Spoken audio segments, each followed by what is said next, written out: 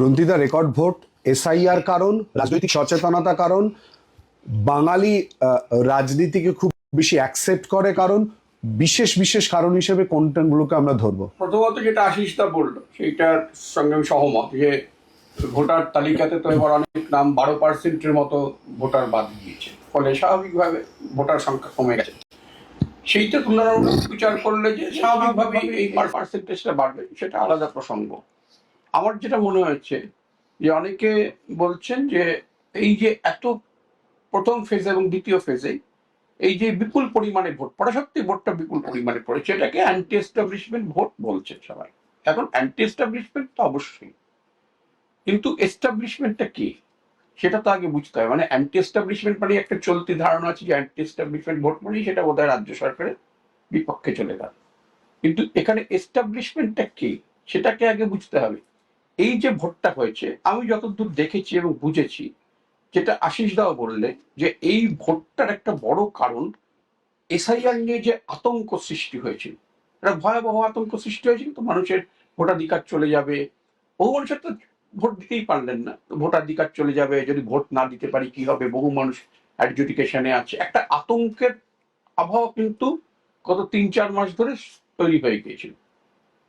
এবং দেখবেন আপনি মহিলা ভোটার বাদ গিয়েছিল প্রচুর, এবার তো প্রচুর বাদ গেছে, তো মহিলাদের কিন্তু ভোটের লাইন, আমি আপনার এখানে আসার সময় দেখছিলাম আমার স্ট্রিট একটা বুথে, তখন সন্ধ্যে 6:15 প্রচুর মহিলাদের লাইন দিয়ে দাঁড়িয়েছে, তখন তারা ভোট দেবেন। এই মহিলা ভোট কিন্তু বিপুল সংখ্যক পড়েছে।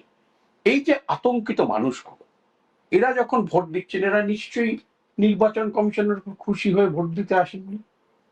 এদের এই হেনস্থা, এদের বাড়ির লোক আত্মীয় পরিজন নাম বাদ গেছে, এসআইআর লাইনে দাঁড়িয়ে হেনস্থা হতে হয়েছে ইত্যাদি কারণে এরা ভোটটা এবার দিতে এসছেন। এটা কিন্তু একটা তাদের মানে, মানুষ তো ভোটের মাধ্যমে তার প্রতিবাদ জানায়, এটাও কিন্তু তারা সেই সবাই যে খুব খুশি মনে এসে ভোট দিয়ে গেছেন, প্রত্যেকে অনেকে ক্ষোভ নিয়ে, অনেক বিরক্তি নিয়ে, অনেক অসন্তোষ নিয়ে এসে যে এবার ভোটটা এইসবের হেনস্থার বিরুদ্ধে দেব। দ্বিতীয়ত এই যে এত পরিযায়ী শ্রমিক এত টাকা ভাড়া করে ভোট দিতে, কোনোবার ভোটে কিন্তু এত পরিযায়ী শ্রমিক এসে ভোট দেন না।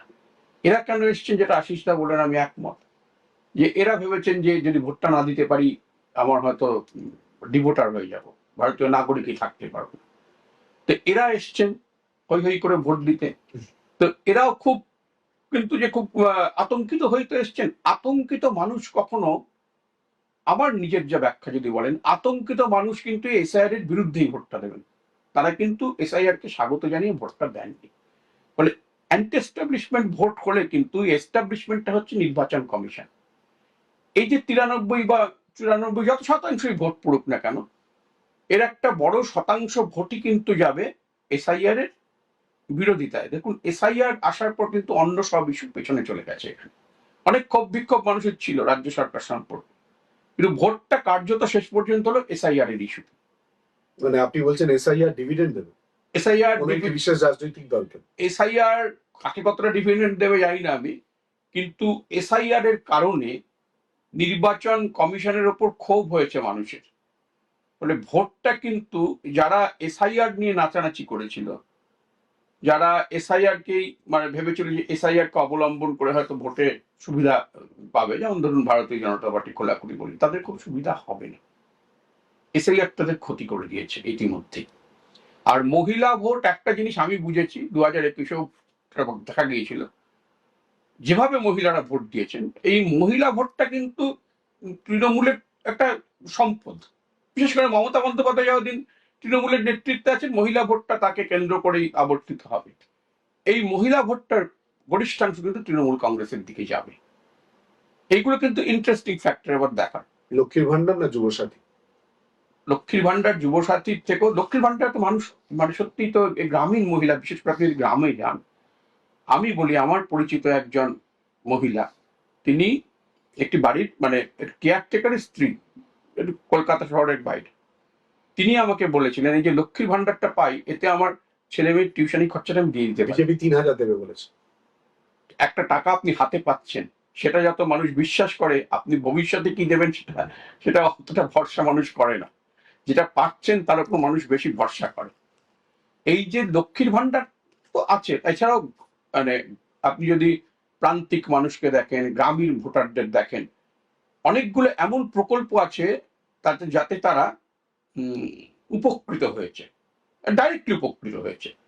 তাদের কাছে অন্য ইস্যুগুলো কিন্তু আপনি তাদের যদি বলেন যে ডিএ পাচ্ছে না সরকারি কর্মচারীরা, তারা বিন্দুমাত্র ভাবিত নয়। তারা কতগুলো প্রকল্পে ডাইরেক্টলি সুবিধা পায়, ডাইরেক্টলি। একদম কন্যাশ্রীতে বলুন, ডাইরেক্টলি আমি একটি মেয়েকে চিনি, সে একটি বাড়িতে ওই আয়ার কাজ করত, তারপরে একটি প্রকল্পের মাধ্যমে সে নার্সিং ট্রেনিং এর সুবিধা পেল, সে এখন একটি সরকারি হাসপাতালের নার্সের কাজ করে, হ্যাঁ, সে কিন্তু বেশ ভালো মাইনের চাকরিটি করে, একটি ফ্ল্যাট কিনেছে কেষ্টপুরের দিকে, বিয়ে করেছে।